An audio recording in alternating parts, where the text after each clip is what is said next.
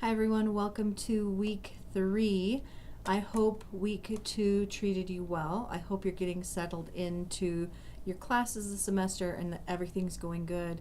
You've gotten your books, you're not freezing to death.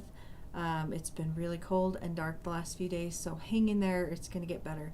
If you have any questions about anything, don't hesitate to reach out to me. Reach out to me. See, I can't even talk. So I want to point a couple things out to you really quick before I dive into what's happening this week. So if you watch this video before January 26th, and January 26th is the Monday, January 26th is the last day to register, add or drop, or change sections for full semester classes. So if you're in this class and you're like, okay, this isn't a good fit for me, or I'm going to take it later, or you have to drop it because you should have taken another class this semester and you need to push it out. I hope none of you drop my class because I hope you stay in here because I'm super excited to have you in here. I know things happen and sometimes we have to shift because I did it as a student too. Just know that Monday is the last day to do that, okay? And then when we get a little bit further in, just make sure you check the ISU academic schedule and make sure you know, like when you drop a class, when it's going to start to affect your transcript. So March 20th is when's the last day to withdraw from a full semester course. There's a difference, in your transcript between a W and, not having a W. And so I'm not going to go into that because that's for the awesome people at the financial aid office and the registrar's office. But just know this is what's happening. Make sure you get all your classes adjusted if you have to before Monday. Okay, the second thing I want to tell you is a Cengage thing. So when you're working on a Cengage project, you really should work to complete it on the same computer that you started it. So if you have a computer at home and you start it on your computer, you need to finish it on that computer. So what happens is sometimes students will be in my online section, but they have other classes up here with Dwayne or Sarah, and so they'll work on their project at home, but they won't finish it. And then they'll come here and on a different computer, open the project and work on it some more.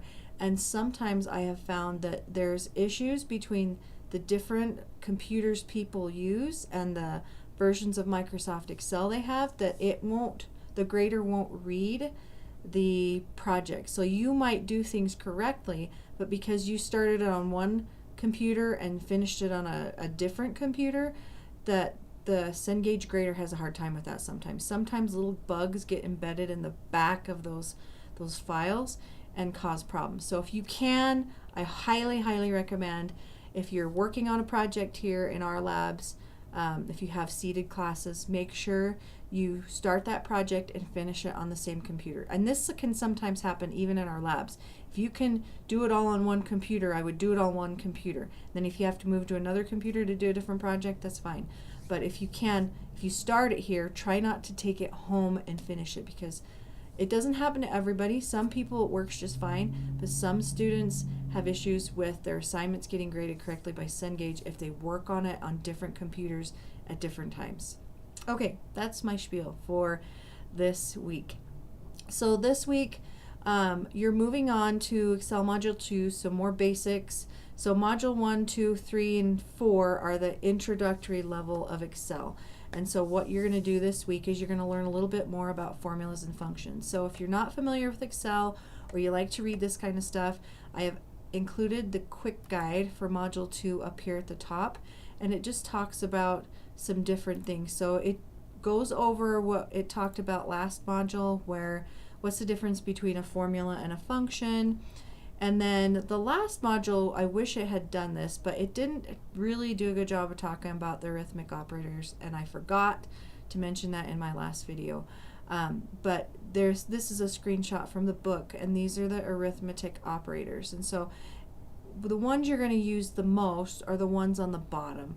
So you might, in projects, I don't remember any negatives, not a whole lot of percentages, and we definitely don't use exponents.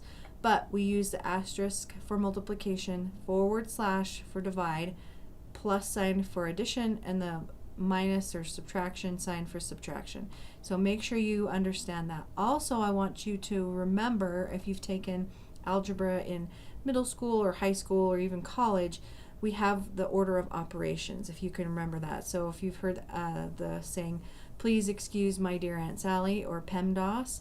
That's what we are talking about. So we do negation, then all percentages and exponents, multiplication, division, addition, and subtraction. And so we have to remember, just like we do in algebra, we have to put parentheses around the part of the formula or problem that we want it to compute first, and then we work outside of that. And so the same thing happens in Excel. So we have to use parentheses. And it just talks about that a little bit in this document. There's a section I've added about troubleshooting formulas. It comes right out of the book, just to make it a quick reference if you get stuck somewhere.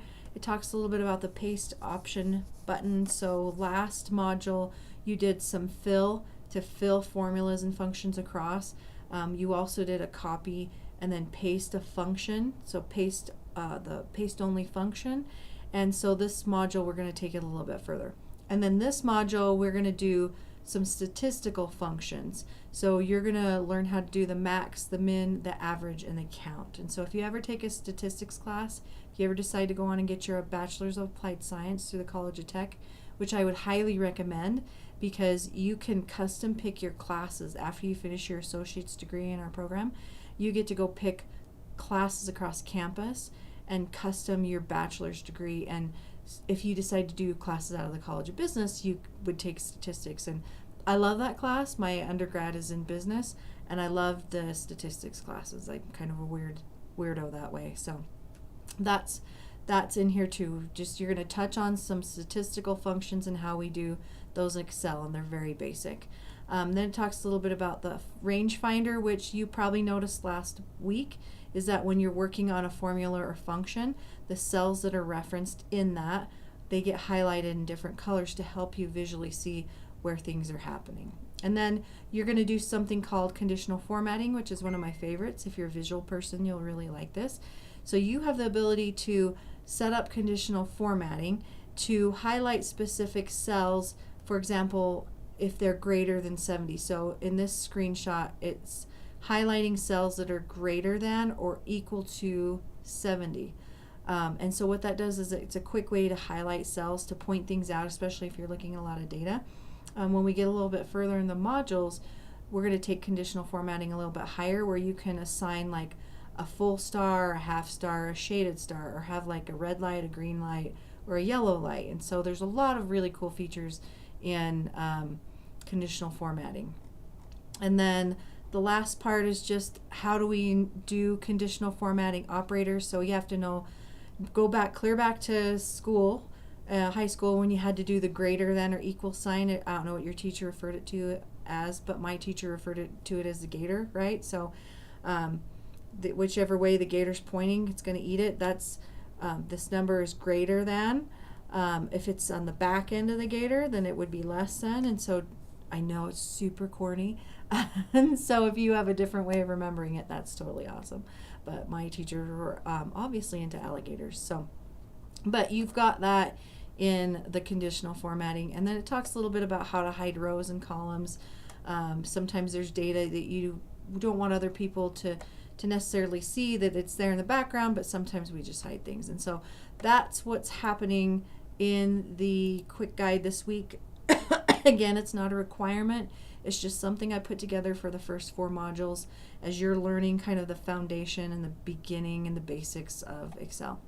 Okay, so let's talk about what's happening this week. You have SAM training and a SAM exam, so you should be getting into the rhythm of doing the SAM training and the SAM exam at the same time. Project 1A, there's a video for you where I walk through Project 1A. If you have any questions about that or you get stuck, reach out to me, send me an email, and I'll help walk you through that. You are on your own to do Project 1B, and then there is an eBasket this week. And so our eBasket this week is about cell phone service summary. So last week we did 3 computers. This week you're going to research 3 cell phone plans, and you're going to decide what you want, and you're going to look up, I don't know, it could be anything, AT&T, Verizon. You don't have to put a ton of time into this. Just come up with 3.